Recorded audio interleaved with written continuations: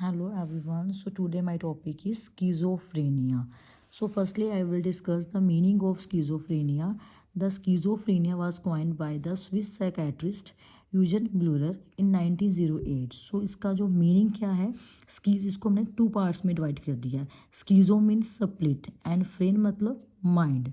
Split का मतलब होता है कि किसी चीज़ को ब्रेक करना, एंड फ्रेन मतलब माइंड, मतलब जब हमारे कोई थॉट प्रोसेस, कोई माइंड में कोई चीज़ ब्रेक हो जाती है उसको हम लोग बोलते हैं schizophrenia. So next I will discuss the definition of schizophrenia. Schizophrenia is a psychotic condition characterized by the disturbance in thinking, emotion, volitions and faculties in the presence of clear consciousness which usually lead to social withdrawal. ठीक है.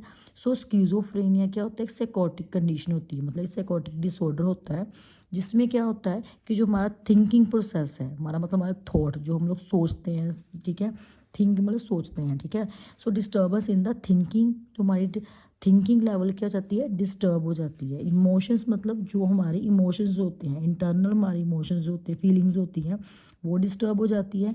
And वॉलिटिशंस का मतलब होता है choices, मतलब जो हमने choose करना होता है वो चीज़ हम लोग चूज़ नहीं कर पाते.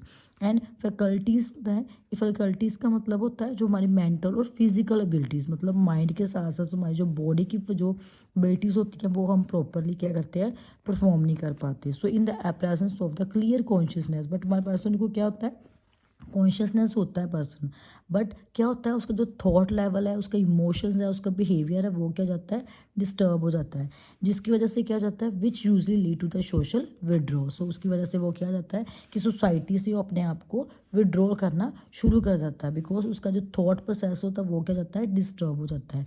सो आपने सिंपली आपने याद रखना है कि स्कीजोफ्रेनिया क्या होता है. स्कीजोफ्रेनिया एक वो पर मतलब साइकोटिक कंडीशन होती है, डिसऑर्डर होता है जिसमें पर्सन का थिंकिंग लेवल, उसके इमोशंस, उसका बिहेवियर क्या हो जाता है, डिस्टर्ब हो जाता है. ठीक है.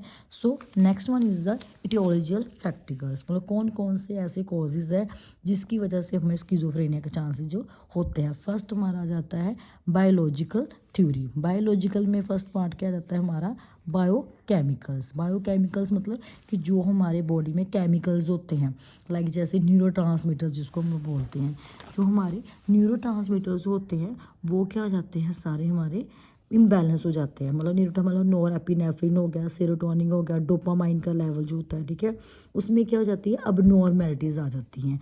सो उसकी वजह से क्या हो जाता है कि स्कीजोफ्रेनिया होने के चांसेस जो है वो ज़्यादा इंक्रीज हो जाते हैं. नेक्स्ट आ जाता है हमारा neuro structural theory. Neuro structure means कि जो हमारे